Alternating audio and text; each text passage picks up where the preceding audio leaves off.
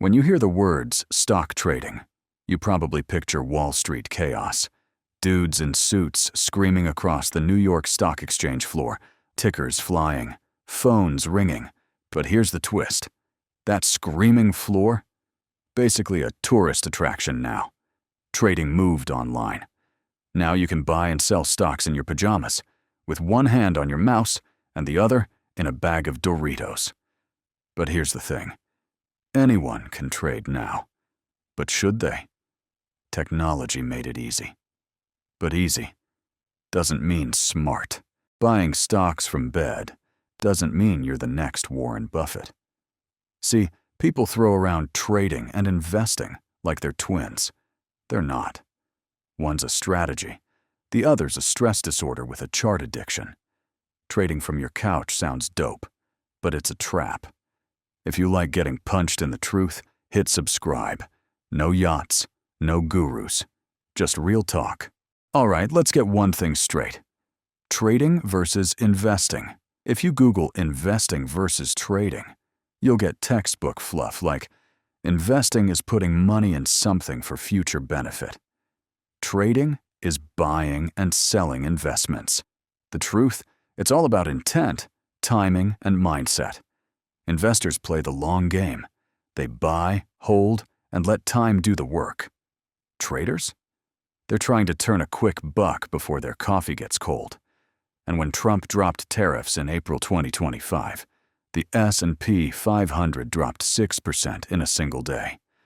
Traders scrambled like it was the Hunger Games, all for a shot at catching the dip. Meanwhile, investors? They just shrugged, sipped their coffee, and waited. Investing is like planting a tree. It doesn't move, it doesn't scream, but one day, it feeds you. Trading? It's like trying to cook a 5-star meal in 5 minutes with a broken microwave and a YouTube tutorial from 2017. Day traders buy and sell the same day. Swing traders stretch it out to maybe a week or two. Scalpers, in and out in seconds. Blink, and they've already moved on. It's fast, it's intense. It's like speed dating with your bank account. April 4th, 2025 hit like a freight train. The S&P 500 dropped almost 18% from its February peak. A brutal plunge. Then, boom. April 9th, it bounced 9.5%. The fastest rally since 2008. Flash back to 2020. COVID hit. The S&P 500 crashed 34% from February 19th to March 23rd. It took 5 months to claw back to all-time highs. Traders panicked. Investors sipped coffee. Timing ain't just a setting. It's survival. Numbers versus vibes. Investors look at businesses, revenue, profit, future growth. They want to know if the company is building something worth holding. Tesla lost $139 billion after April's tariff drop. They're checking if Elon's still got battery left. Apple dropped $310 billion. They're eyeing iPhone sales and China numbers. Some traders don't even know what the company does. In January 2025, Nvidia hit a market cap over $3.7 trillion, an all-time high. Doesn't matter if they sell AI chips or fax machines for dinosaurs. Traders are in. If the candle's green, it's gospel. Buy at $20, sell at $25. Easy $5 profit. But here's the fine print no guru tells you. Over 90% of day traders lose money, consistently. And you're not even trading against people anymore. 60 to 80% of US equity volume is algorithmic. You're trading against bots that don't sleep, don't eat, and don't second guess. Traders love acting like they cracked the code. Some influencer tweets, "Time to mortgage the house." Thinking, buy the dip is cute. But execution? That's 90% of the game. Everyone's got ideas. Winners know how to size them, risk them, and survive them. Intrinsic value. Never heard of her. Investors care about what a company is actually worth. They ask questions like, Does it make money? Is it growing? Will this company still be thriving a decade from now? They're the ones reading earnings reports like bedtime stories and getting turned on by free cash flow. After Trump's April 2025 tariff bomb tanked the S&P 500, Microsoft dipped to a 15-month low near $375.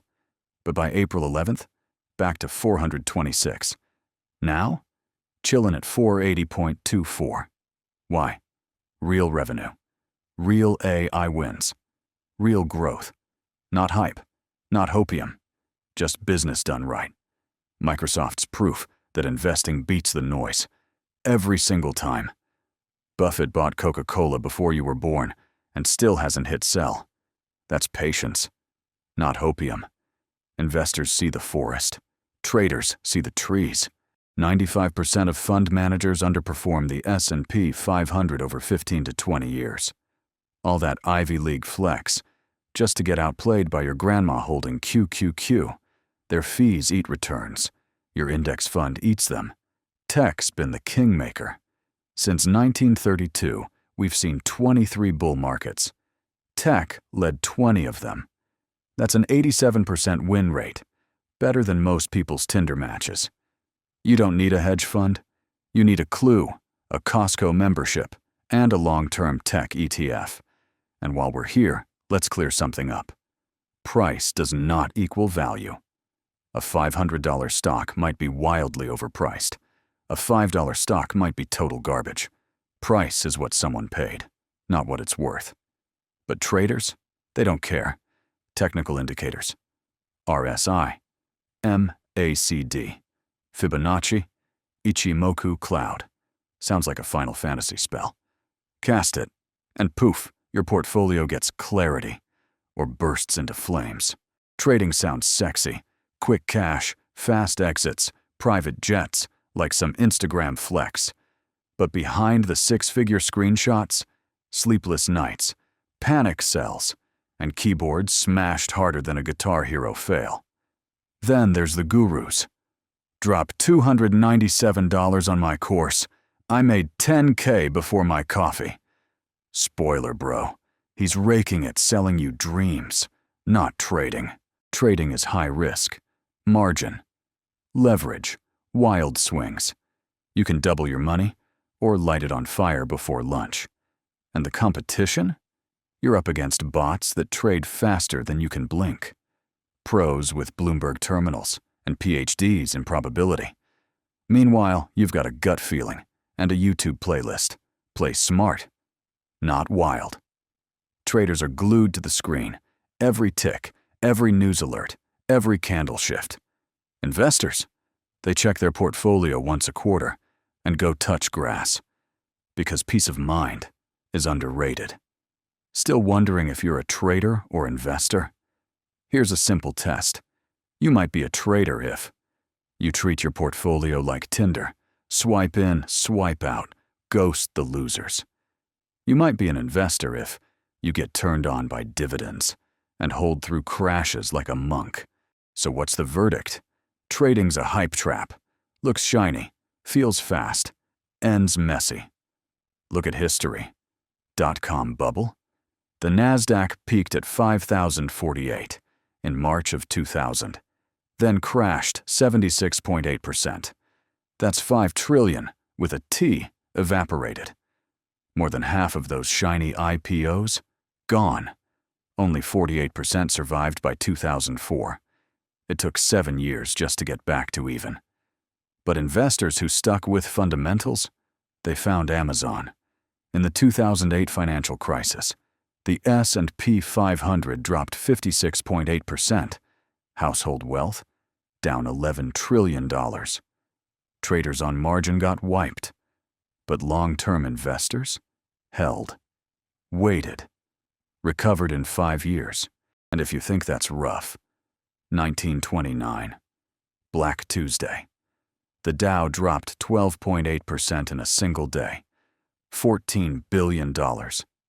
Gone. Adjusted for today? That's up to $3.78 trillion, depending on how spicy your math gets. Either way, history don't play. Real wealth? It's not about jumping into every shiny chart. It's about staying in the game, while everyone else panics. Investing is the tortoise. Trading's the caffeinated squirrel. Guess who wins? One gives you dopamine. The other gives you dividends.